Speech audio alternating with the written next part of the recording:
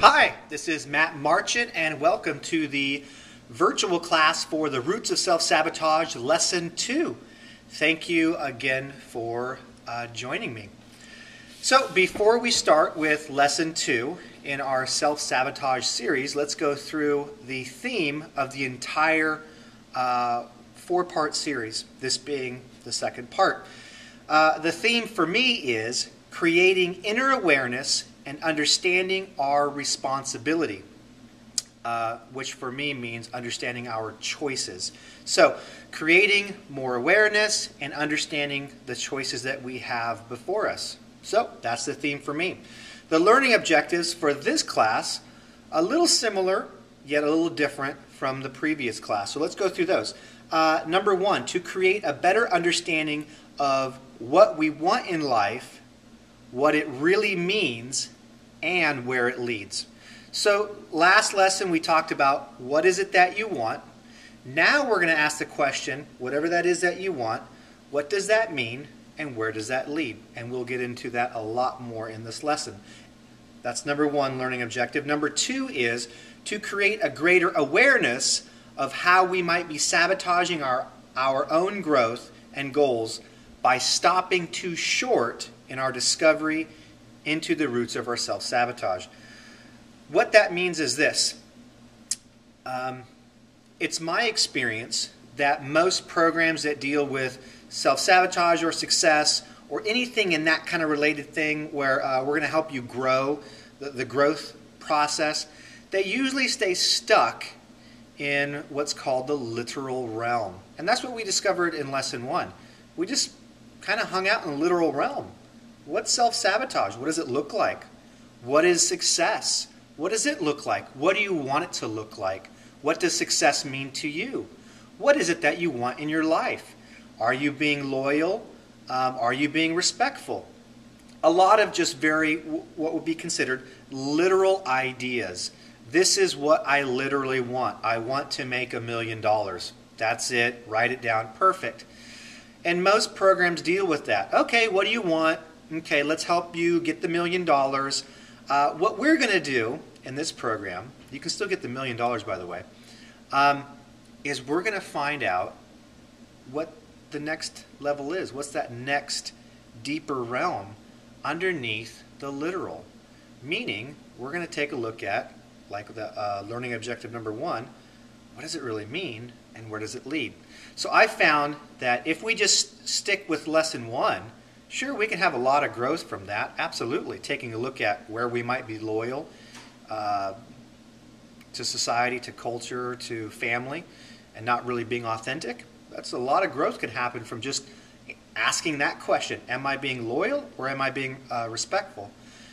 But it's my opinion, in order to really deal with our self-sabotaging behavior, we have to take a step out of the literal. And that's where I meant by not stopping too short. I find that most times, myself included, we stop too short. Well, what is it I want? I want this, without digging a bit deeper. So we're going to dig a bit deeper in this lesson, and I am very excited that you are joining me to discover these deeper parts and what they might or might not mean to you. So let's get started. Section 1, getting started. What do you literally want in life? And that's what we talked about in Lesson 1. So we're going to just briefly recap on that because that's very important. Each step in this series builds upon the previous step. It's, in my opinion, there's some structure to it, and then there's some, I guess, unstructure to it as well. The structure is this. Each lesson builds upon the previous lesson. That's the structure part. The unstructure is the questions that we ask to kind of get the point. There's no real structure per se in what questions we ask, how we ask them. Definitely no structure in the answers to those questions. So we have to let that kind of flow freely. But in my opinion, there has to be a bit of structure in how we kind of start taking these steps in this regard. So, what do you literally want? In Lesson 1, we set the important foundation of finding out what do you want. Even if we are undecided as to what we do want, acknowledgement of the need for a literal want is an important piece to our puzzle of discovering the possible source of our self-sabotage. Would you like to write down what it was in Lesson 1 that you stated you want? So, in the manual, in the space provided, if you'd like to write that down, that would be great. We're going to reflect upon that. And again, as discussed in Lesson 1, if it can be something that's like one sentence, that just kind of be ideal for our purposes, that you can kind of whittle it down to one sentence, one thing, something a bit concise. So, let's say you go, hey, I took Lesson 1, I watched Lesson 1, I still don't know. Okay, let's ask a few more questions. Would you be willing to guess if you are still not sure? And you're going to find out, perhaps you're going to find out, whatever you put in this line, it doesn't really matter what you put. And that's not to say that it has no meaning, and that's not to say that there's no value in doing it. All I'm saying is, you will probably come to find out that whatever you put down on that line is not what you really want anyways. So if we think too much, go, wow, I need to spend the next day or week or month or year figuring out what I want. You'll spend that time doing it, and perhaps you'll come back months later and go, now I know what I want, only to find out here in Lesson 2, it's not what you really want anyways. So all I'm saying is, sometimes guessing can be just as good as going off by yourself for a weekend and meditating on it, as you'll see. So I invite you, if you'd like, guess. What could you put down if you're not sure? Or here's another question. Might it be true that what you say you want is not as important as what it means to you and where it leads? And that's kind of what I'm pointing to. In this lesson, we will find out if the answer to that last question is yes. Meaning, we're going to find out if whatever this question, does whatever you write down, doesn't matter too much what you write down. And I think we're going to see that. So, here we go. Let's get into the next part of why we fear change. Now, we talked a little bit about this last time, about patterns. Let's go a little bit more. Could the following be true? To change anything in life requires a change in self-control. To change self-control requires a change in self-awareness. To change self-awareness requires an openness with ourself. So, let me go back through that again. So, if I want to change anything in my life, anything, doesn't it require a certain amount of self-control to change that? Would you agree with that? And if we can continue with this thought process here, so then, in order to have some self-control, wouldn't you say that that requires some self-awareness? I have to be aware of a few things at least in order to change how I control myself, thus having some change in my life. So we have change requires some self-control. Self-control requires some self-awareness. Well, what might self-awareness require? It's my opinion that self-awareness requires openness with self.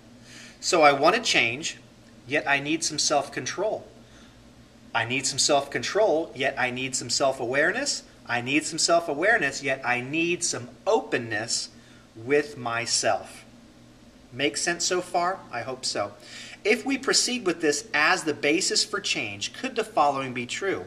When we say we are afraid of change, we are not necessarily afraid of the self-control required for change. Nor are we afraid of the self-awareness needed for improved self-control. But we are really afraid to be vulnerable with ourselves about ourselves. So let me go back through and discuss what I just said. When I say, I'm afraid to change, are we saying, well, I'm afraid of the self-control that I have to muster up in order to change? I want to lose weight, but I'm afraid of the self-control of having to say no to eating this and having to say yes to going to the gym. I'm afraid of having to make those behavioral changes. Is that really why we're afraid of change? I would say no. Well, then you say, well, okay, maybe I'm not afraid of the self-control, but I'm afraid of just the new things I'm going to have to figure out and learn about me or learn about behavior or just anything. I'm going to have to learn some new concepts. This is too much. Is that really why we're afraid of change? Is it the self-awareness? Or is it really this? I'm afraid of the openness that's required of me. And what if we changed that word openness and threw in the word vulnerability? It's my opinion that this openness really is vulnerability. So when someone says, I'm afraid of change, could it really be, we could just take it to the steps, I'm really afraid to be vulnerable, open and honest, take an open and honest look at myself. Because anytime I change, I have to really get my hands dirty into who I really am. It's not about the behavior, oh, I got to wake up early, oh, I got to go, spend some more money on whether it's, better food, or I got to go buy a gym membership, or I got to, write out this paperwork and spreadsheets for my finances and look through that. That's why I can't change and get on top of my finances. Is it really that? Or is it really that there's a certain degree, and it could be a pretty deep degree, of vulnerability required? I know that's true for me, and that's a lot of times why I fear change. It has nothing to do with the behavior or learning a few new things. It's really the vulnerability. I have to get really open and honest with who I really am. So as we proceed, I would invite you to just keep that, maybe not in the back of your mind, maybe in the front of your mind. As we go through this lesson, you might be feeling this fear of change as we're talking. As we start asking some questions that kind of pries in a little bit to who we are and makes us think and gets deep and goes, there's a bit of vulnerability needed in this lesson. Am I ready? And is that really why I'm having a hard time asking these questions? Is that really why I'm having a hard time answering these questions? Is that why I'm really having a hard time paying attention right now? I'm hearing this guy talk, but I'm not sure what he's really saying. I'm not really paying attention. I'm looking over here. I'm thinking about tomorrow. I'm waiting for this thing to get turned off. Whatever it is, could it really be there's a part of us, there's a subconscious part in us that's saying, I'm really afraid of being vulnerable. And because of that, I'm going to distract you right now. I wonder if that's true for you, if you're experiencing that. And maybe keep that in mind as we continue. So, what could we call this vulnerability with self? I call it intimacy. So when we're talking about this openness and vulnerability, I call it intimacy with self. And intimacy is based upon this process of deflecting our true source of fear. The fear of intimacy with self is the root of any fear of change. So, let me re-say what that sentence was supposed to say. When we have a fear of intimacy, what we're really trying to do when we're afraid to get intimate, vulnerable, or open with ourselves, this fear of intimacy, is we're deflecting who we really are, because we're not ready to look at it. And so it's my belief that any time ourselves or anyone else has a fear of change, no matter what they're saying, no matter what the change is, I believe it all has the same root cause. I believe that root cause is the fear of intimacy with self. I wonder if that would be true for you and how you feel about that. Could that be true? That all fear of change is fear of being intimate with self. So, as we will find out from our wants or goals, often what we say initially is not what we really mean. What we really say is usually not what we really mean. Whether it's our goal, whether it's what I'm angry with, a lot of things. It's not really what we mean. It's used as a smokescreen or a deflection because a lot of times what we really want, what we really mean, requires a lot of vulnerability to take a look at that. And sometimes things can be a bit painful to talk about or to acknowledge. And so it's easy to say, yeah, I just want to make $1 million, when really there's something deeper going on that's a bit harder to express and acknowledge. So when we say we fear something, it's my belief that it's not what we really fear. So Could these next three things be the greatest fears to all humanity? Number one, fear of failure. And what that is saying is, I am not enough, and that scares me. Number two, the fear of success. Kind of the polar opposite. I am enough, and that scares me too. Or number three, the fear of intimacy with self. I am, and just that I am, just that I exist, that scares me. Meaning, I am, and I might have to take a look at that I am and figure out what is I am, and that scares me. It is my belief that both the fear of failure, number one, and the fear of success can be distilled down into the same fear, the fear of intimacy with self. Failure and success have light and shadow sides. Light and shadow sides, let's say it's light is the positive, shadow is the negative. I don't like using the word good and bad, but in this sense, if I can use it just to make a point, could there be good things associated with failure, good things associated with success, and bad things? Meaning, is there kind of two opposite ends of both failure and success? The light side would be that they uncover deeper truths to who we are. So the light side is when we're succeeding, when we're failing, they actually can uncover deeper truths to us. That's pretty cool. We learn more about ourselves.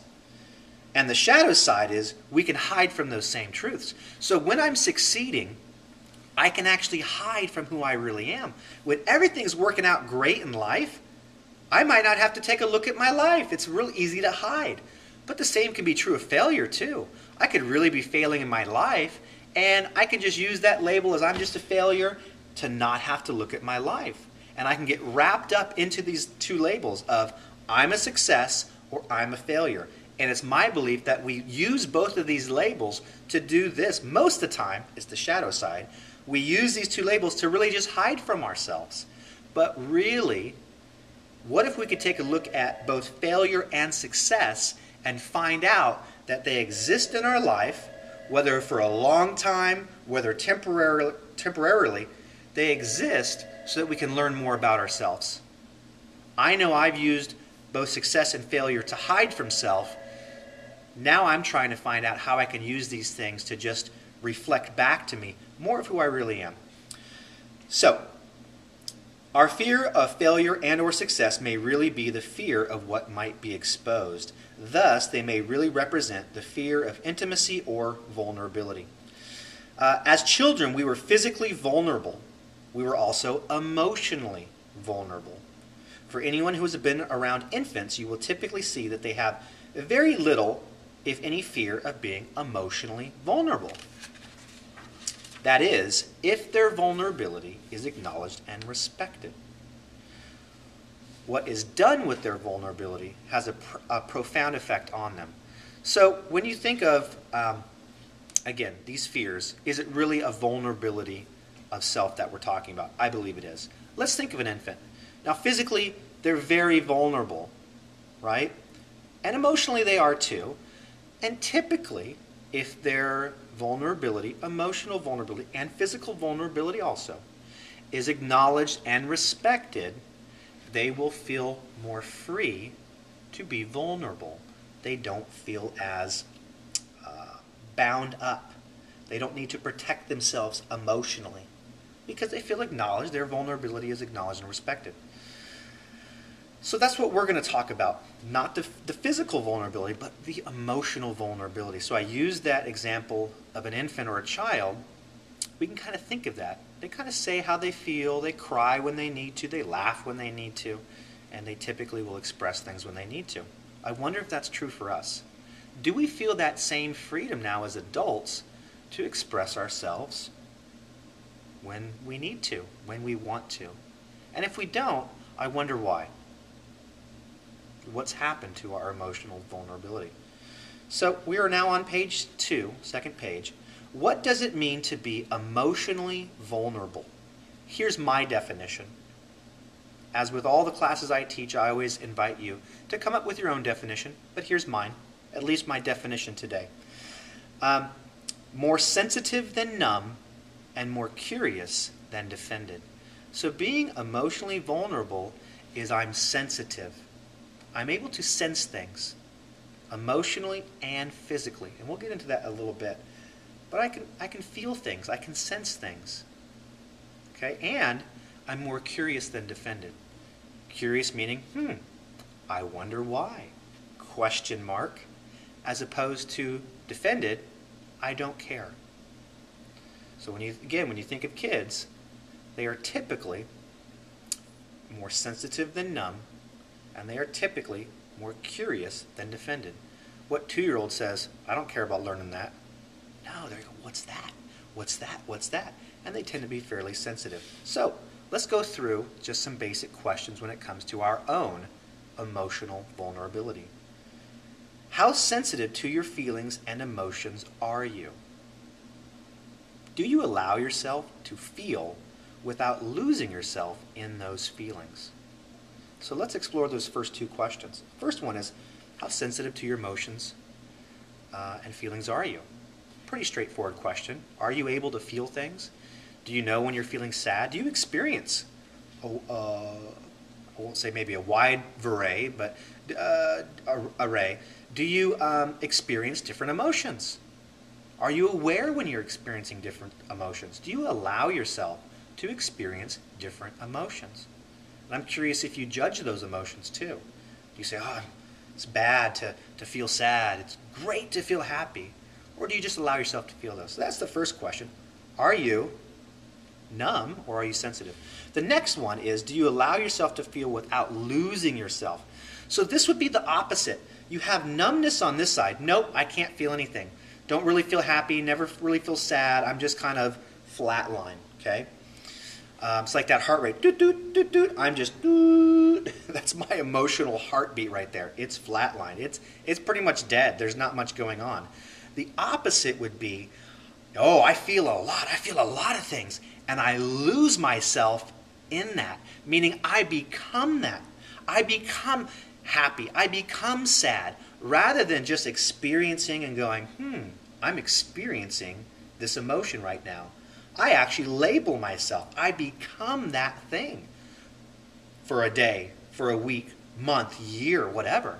And now, I'm just happy all the time. I'm just happy. And don't get me wrong, not that it's wrong to be happy or feel these things, but again, are we using these things, just like failure and success, to hide from who we really are?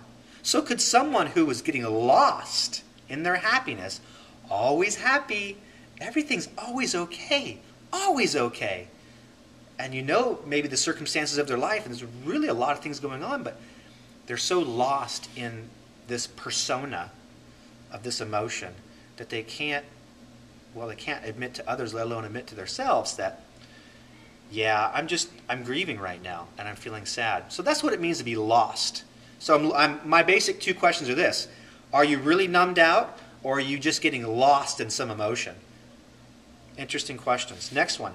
How curious to life are you? Are you interested in asking questions? Are you interested in these questions?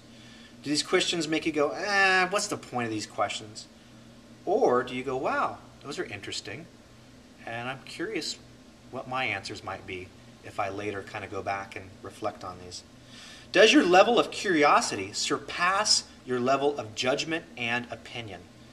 Now, let me make this point. If you're a human, if you can check your pulse, and you have one, that pulse will indicate that you are also going to judge and have an opinion. It's my judgment and opinion that it's not wrong to have a judgment or opinion. To do so is to be human. Come on, we're human. Have a judgment, have an opinion, right? There are times when you need to make judgments. There are times when you need to make opinions. But again, if our entire life is bound by those judgments and opinions, what might happen? Here's a little saying that helps me. Opinions are like anchors. They can give us the illusion of stability, but they can also stop us from moving forward in our journey. So think of an anchor on a boat. You set that anchor down, it gives you a little bit of stability. You go, this is my opinion on this. It's my opinion on this politics and religion. This is my opinion on it. And it gives us this illusion of stability. And it might give us a bit of stability, but it's, in my opinion, not true stability. But what do we give up for that stability if we set that anchor in? We give up movement. We can't grow. So you're going to have an opinion. But perhaps what this question is pointing to, we can have more curiosity than judgment and opinion.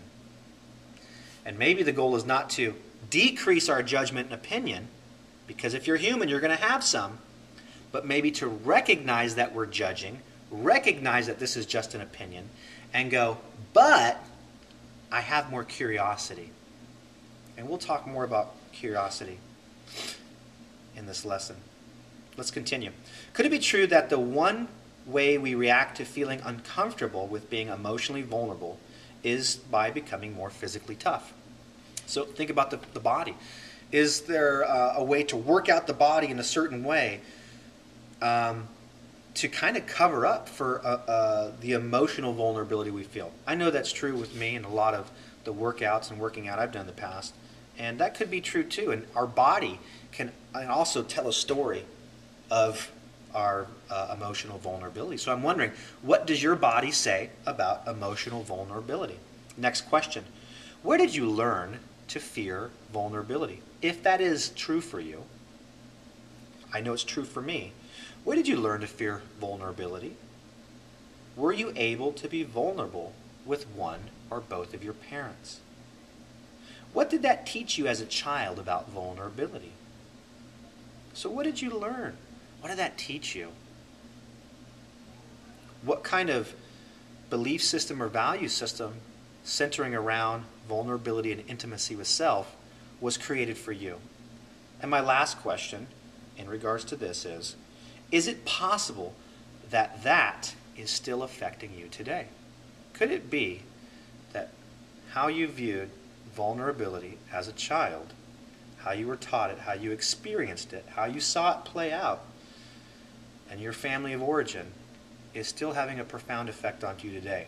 Whether positive, negative, it's having an effect on you. So what we typically hear, here's some things that we typically hear when somebody has a fear of intimacy with self. And I'm curious if you've maybe even found yourself asking some of these questions in this moment or in the past. I know I've asked probably all those questions, but let's go through. When you hear someone ask one of these, ourselves or someone else, it might be a little bell, ding, ding, ding, ding.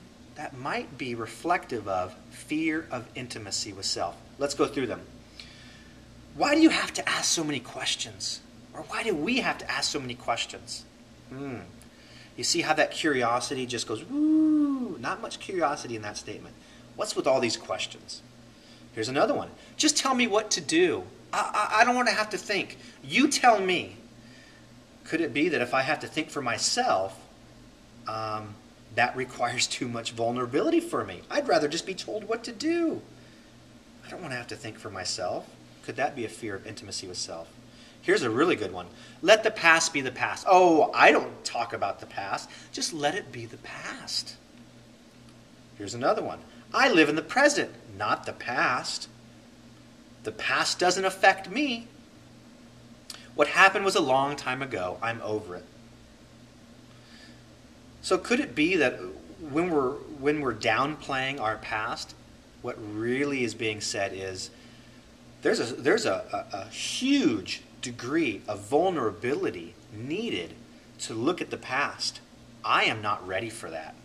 So rather than say, I'm afraid, I'm not ready, or I just simply don't want to, we'll just deflect and go, well, the past, it has no effect anymore. It was a long time ago. But could it be that what's really being said, or what's really driving that statement is, I'm scared as hell over having a look at the past. And I'm not even comfortable to say that out loud. So I will kind of deflect, kind of create a bit of a facade. It doesn't bother me. No, not a big deal. But really, there's a lot of what the past represents that bothers me. If you were asked to get completely open, honest, and vulnerable with yourself right now, if we said, okay, you. Let's talk. Let's be completely open, honest, and vulnerable with who you are and what you believe about yourself. What will be the first feeling you have in your body? What's the first thing you feel in your body? Try not to think, just feel.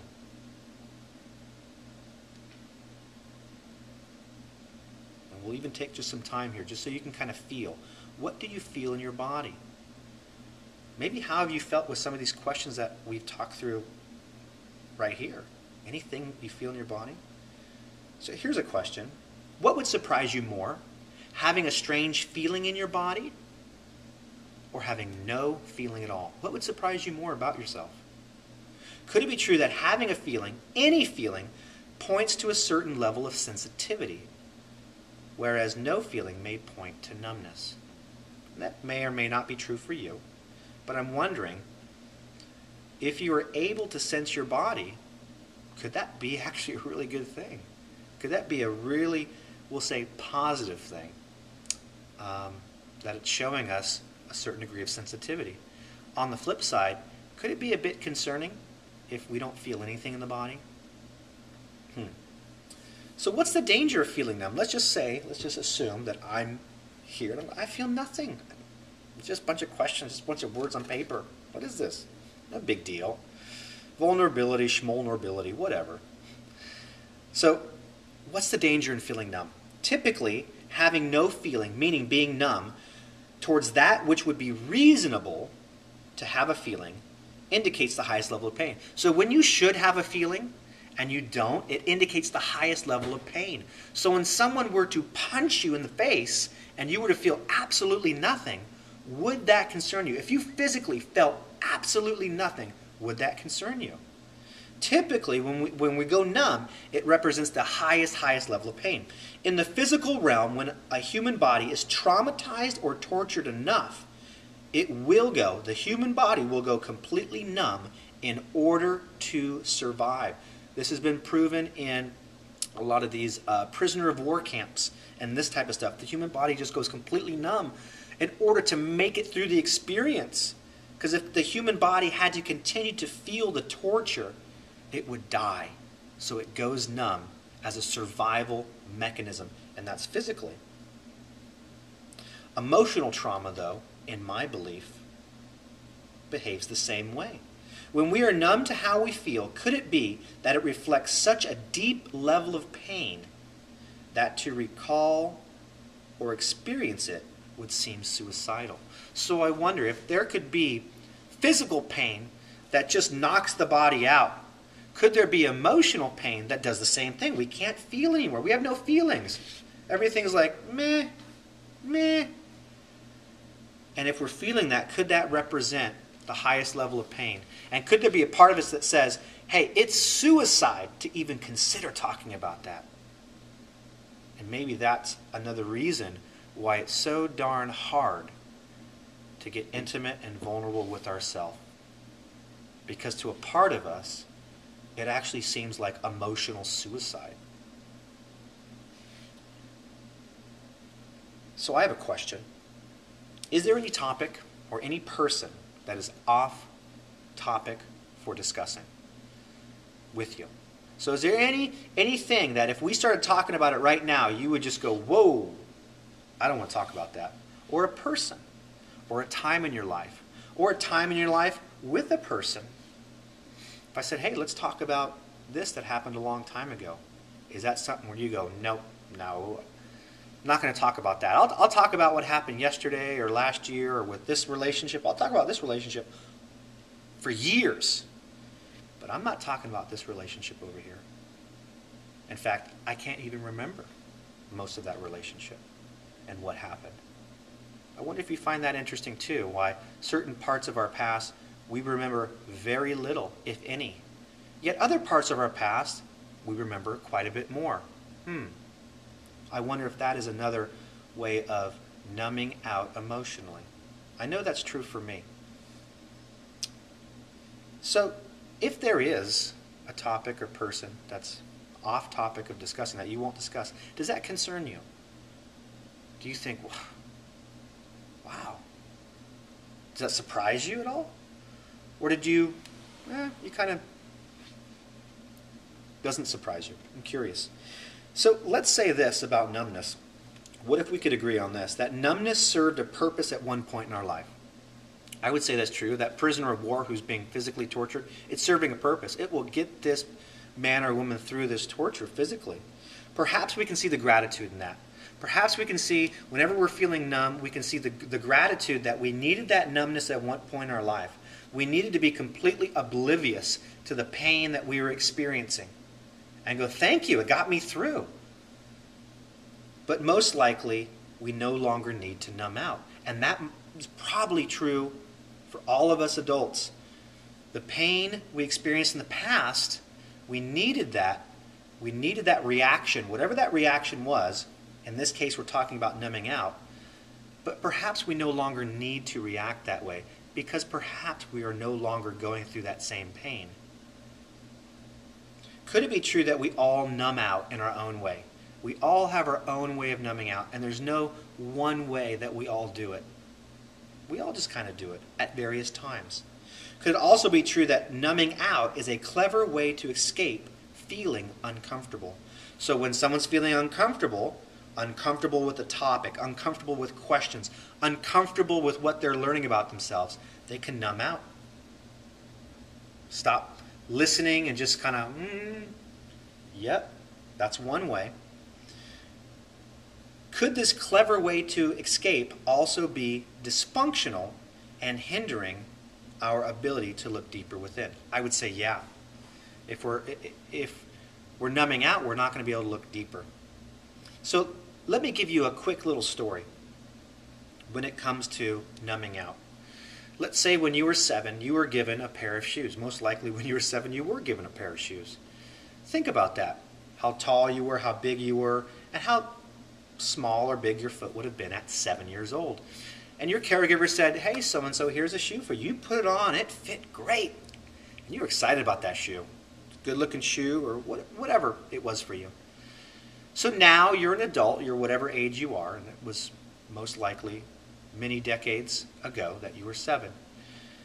And you've been walking around life, and every step you take in life, it just hurts. Your feet hurt. And you've just been, man, life just feels, why does it feel so tough, this journey of walking around? And someone comes up to you and says, hey, I hear you've been saying how tough this journey and this walking around in life is. I wanted to point something out to you. It would appear that you're wearing the shoe for a 7-year-old, and you look down. And it's the first time in your life you've recognized that the shoe you have on is the same shoe from being 7. And now as an adult, every day you've crammed your foot into that shoe. And no one's pointed it out before until today, until now, and said, yeah, you've got a belief system, a value system. That's what that shoe represents. That you needed, that worked for you when you were 7, but it probably doesn't work anymore. In fact, it doesn't. Due to the pain you're feeling. What if we could take that shoe off? And what if we could find a new way of viewing and relating to the world, thus putting on a shoe that would fit your adult foot? That's kind of what numbing out is. Numbing out, it served a purpose, but it most likely doesn't at this point. So let's do a quick reality check. Just to kind of, this lesson gets fairly deep, fairly quick. We ask a lot of deep questions. So let's do just a quick reality check to just kind of knock on the door and see where we're at. Okay, so let's do a quick reality check to see how connected we are to our feelings. May we ask the following questions, and would you be open to exploring your feeling from just hearing the question? So we're going to see, am I here? Am I feeling? Can I feel things in my body? Am I listening to the questions? Here's our reality check. What would be the most devastating words you could hear from someone? The most devastating words you could hear from somebody. What would that be? Are you able to consider that question right now? Second question. Which person would that be from? That would be, what person would have the most devastating effect if they asked that first question? What person would that be? Are you able to reflect on that right now?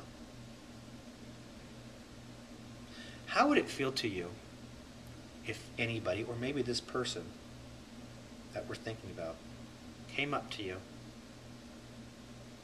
and honestly said, you know what? You don't matter to me. How would that feel? At this point, to feel anything is healthy. Feeling sad, feeling angry, feeling something in your body, anything, that's healthy because we're feeling. We're now getting that curiosity. We are more sensitive than numb. And for the journey that we're going to head into, we're going to need increasingly more amounts of sensitivity in order to proceed. It's very, very important. At least I find it very important. So what's the danger of feeling numb? Both the feeling of and the addressing of our numbness can be dangerous. So it's a two-edged sword. Feeling numb, feeling it, asking these questions, that's dangerous. But not doing anything about it, that can also be dangerous. As we will discover later, when your dream or love for life is big enough, you do not need a crisis. Let me say that again.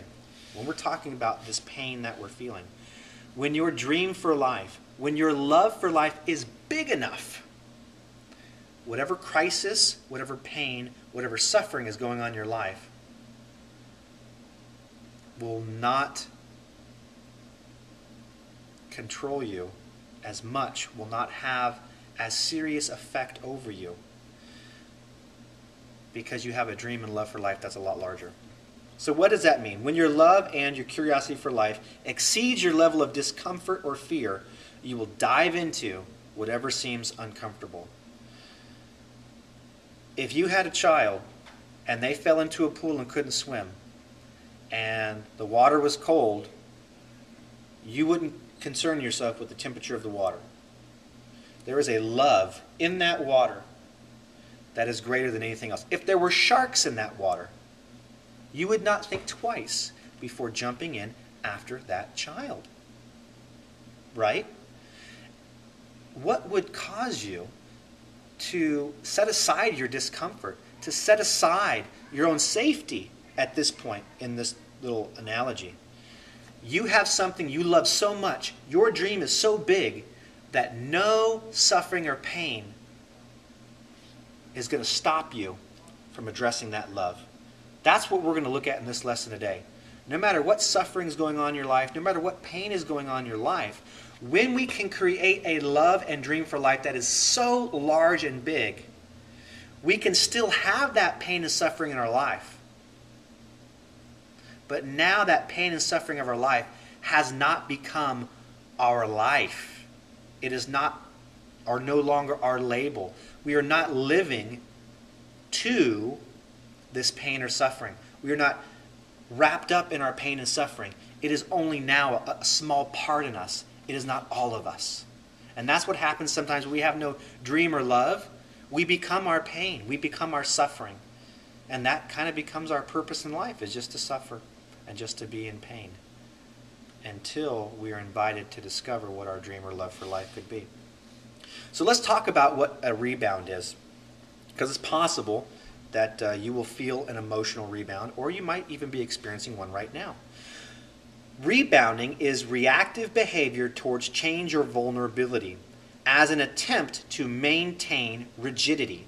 So, whenever we rebound, think of a basketball, boing, rebounding, it's a reactive behavior. Whenever we feel change or vulnerability, and we've gotten into a lot of vulnerable questions right off the bat, when we just want to stay, I just don't want to change, I want to stay rigid, it's a reaction to trying to keep that rigidity, to keep that pattern.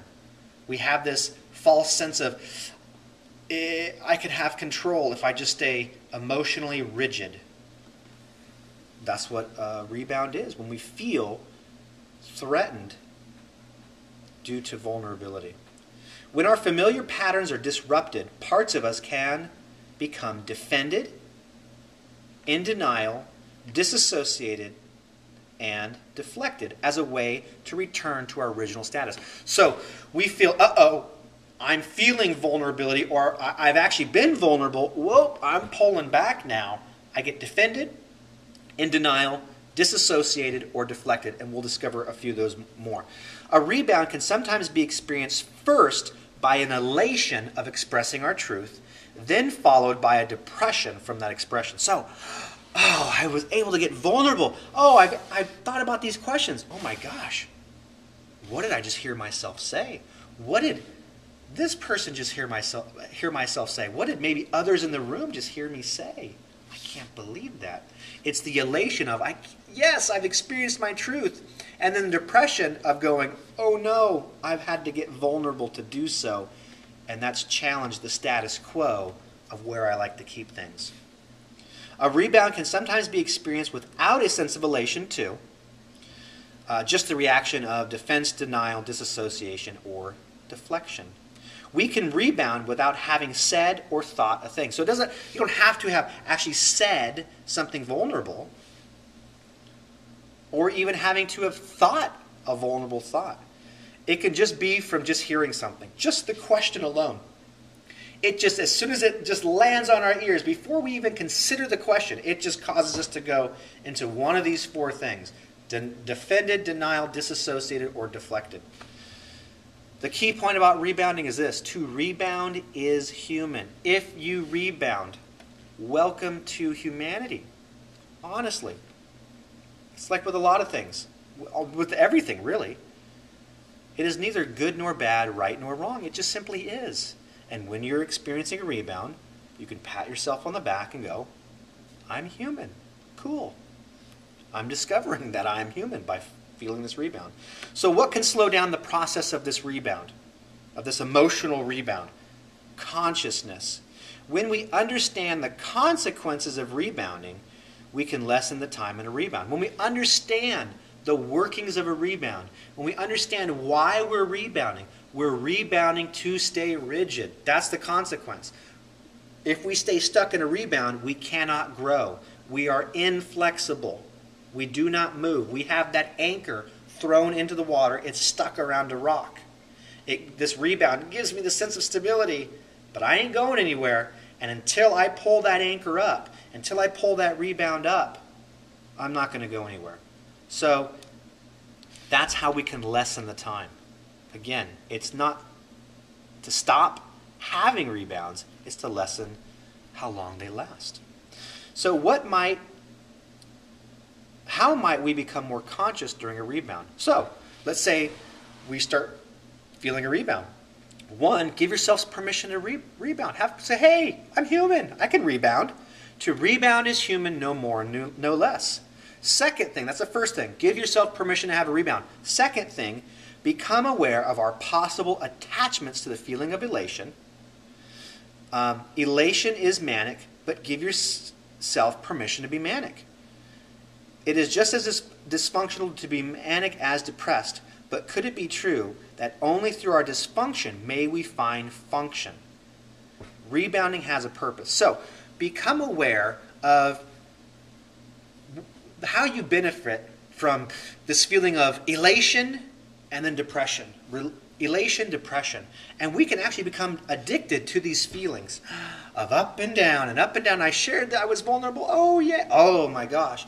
And we get addicted to it. And again, try not to judge it. Maybe just observe it and go, yeah, I really enjoy this up and down with my feelings. High and low, high and low.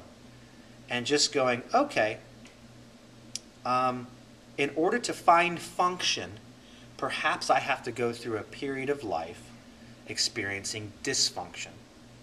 It's like if you want to find out what you want in life, sometimes you need to go through finding out what you don't want. A lot of times that's true in relationships. We spend a lot of time finding people, getting involved with people, even marrying people that we don't want in order to later find what we do want. We needed to know clearly, I do not want this. I need to spend a lot of years, though, having to figure out I didn't want that. But at least I know now that I don't want it. That's true of a rebound. So Rebound's neither bad nor good. It just is, and it's there to teach us something. So, rebounding, in my opinion, has a purpose. The following is something you can say, hear, or see when someone's rebounding. So, when someone's rebounding, we've talked in theory now about rebounding. Let's give rebounding some concrete kind of ways to view it and things we can see. What's a rebound? Let's be specific now. So, here's defended. I can't believe you said that. I can't believe you told me that. I can't believe you're asking me that question. I'm defensive right now. I'm having a rebound. Denial. Oh, I don't rebound. Oh, I don't believe in this rebounding stuff. Yeah, I don't believe in it. Disassociated. I don't know how I feel right now. I feel nothing. Disassociated. Blank stare even. That's a rebound. Or deflected. Oh, what I said isn't a big deal. No, not a big deal. Or what I found out about my past. No, not a big deal. Everyone's got something in their past, or everyone feels something. Not a big deal. I'm deflecting right there. Here's another more real-life example. Let's suppose a person goes to the doctor and finds out for the first time that they have terminal cancer. So now let's make this even more real. So this person walks into the doctor. They think they're healthy, and the doctor says, listen, you have terminal cancer. Here's how these 4 things might play out in the doctor's office. They get defended. Why didn't you tell me sooner? It's your fault for not telling me sooner. You're the one to blame. Defensive. Denial. No, I don't. I don't have terminal cancer. Your test is all wrong. It's all wrong. No, I don't. Disassociated.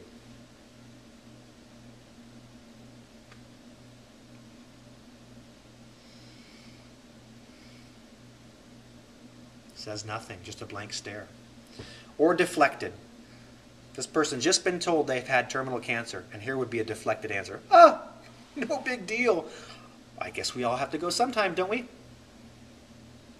So those would be an example of the 4 different reactions out of a rebound. So the opposite of rebounding is what's called flexibility.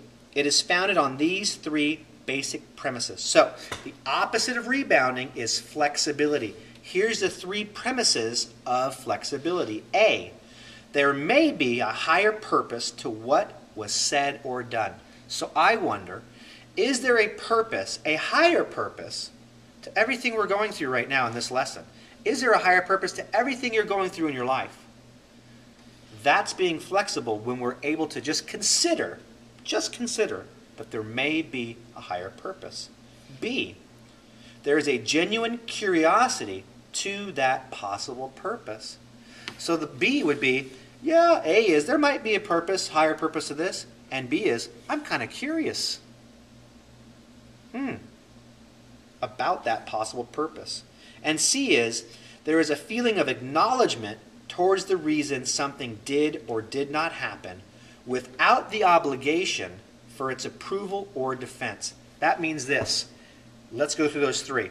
A, yes, there may be a higher purpose to this. I would definitely consider there may be. 2, B, I'm curious about what that is. And 3, C, I'm going to acknowledge that there are more than likely a reason for this, and I'm not going to try to defend or approve that reason. Meaning, I'm not going to try to go, oh, I'm going to disprove that reason. I'm going to show why that reason's, no, that can't be the reason why I'm going through this terminal cancer. That can't be the reason. And I'm not going to try to go, oh, yes, I'm absolutely going to, that's definitely the reason. I'm just curious. I'm just curious. What might be 1, 2, 3, 4, 5 different reasons why I'm going through this? I'm curious to learn more about it. That's being flexible. Rebounding is, I don't want to go any further with this. I have 0 curiosity. Flexibility is curiosity. So, being flexible allows us the freedom to challenge everything. Challenge everything. Challenge everything I'm saying right now. None of this may be true for you. That's being flexible. Hey, this may or may not be true for me. That doesn't mean that we need to either oppose or resist it or embrace or approve it. That doesn't mean that you necessarily, to be flexible, I have to say, you're saying these things wrong.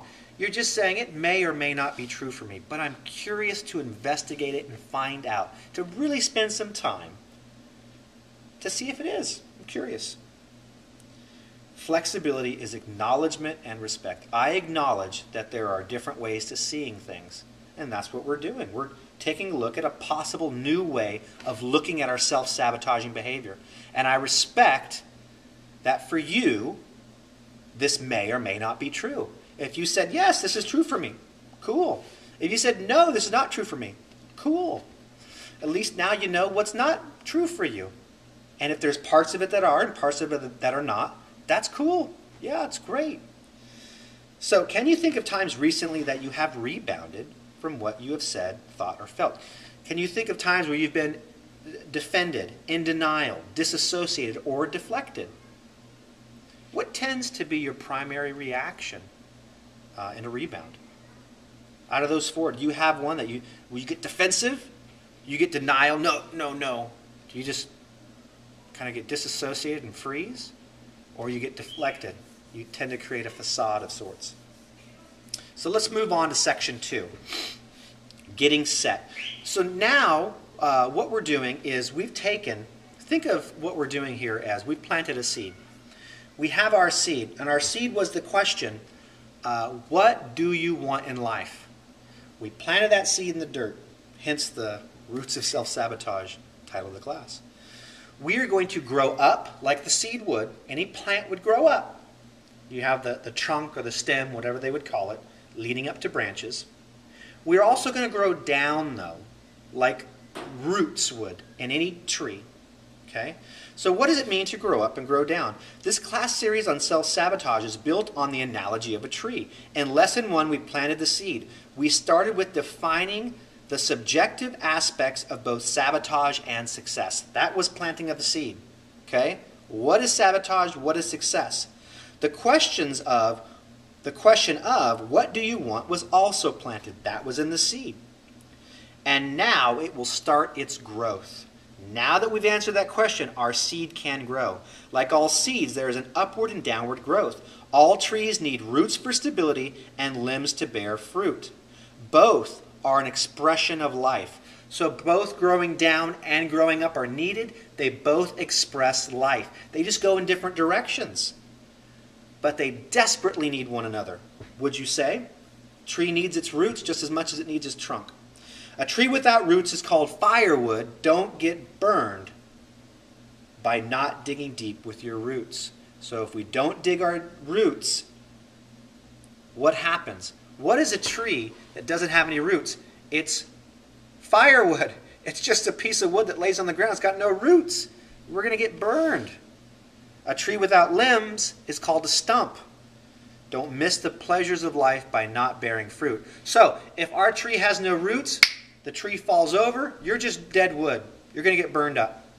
If you are just a stump, you're going to miss out on the fruit of life. You have no trunk. You can't get branches. You can't give any fruit. So if all we do is dig deep, we're missing out on part of it. If all we do is grow up, we're missing out on another part of it. So here are some of the differences in the two growth paths. Okay, next page. Growing up is more doing orientated. It's more responsive. When we're growing up, it's more doing. I'm doing. It's more masculine in its approach. It's defined by being more affirmative. It's easier to explain with words. It tends to be structured. And it's often easier to see this path. This is a very masculine path. What do? Here's your 10-step process. Here's the structure. Do it. Okay, you got it. There's a time and place for that. That's a masculine approach. That's growing up. Growing down tends to be more being oriented. It's more reflective. It's more feminine in its approach. It's defined by being more inspiring, and it's a lot harder to explain with words. It tends to be very unstructured, and it's often harder to see this path. This would be sitting around asking deeper questions, some of the things that we're doing. There's no structure to this sometimes. Well, what question do I ask next? I don't know. Whatever question pops into our heads. What's the answer? Whatever you answer is the answer. Doesn't matter. There's not a whole lot of structure to it. It's very free-flowing. It's my opinion that a lot of programs out there, whether it's on success or anything really, tend to go in one of two camps. You're going to have a very structured program. Here is your 10 steps to success. Everyone who reads this book must do it this way. You must. You have to do it this way. Then there's other approaches where it's like, well, you just kind of go out there and, well, think good thoughts and throw them out there to the universe and see what comes back to you. No real structure to it. I'm wondering if we can take both of these and combine them together and have the masculine part of doing, because at some point you might need to do something, but also the feminine part of being. We might also need to reflect. What happens if we do, go, follow this plan, ask no questions, keep moving on? We're not being reflective at all.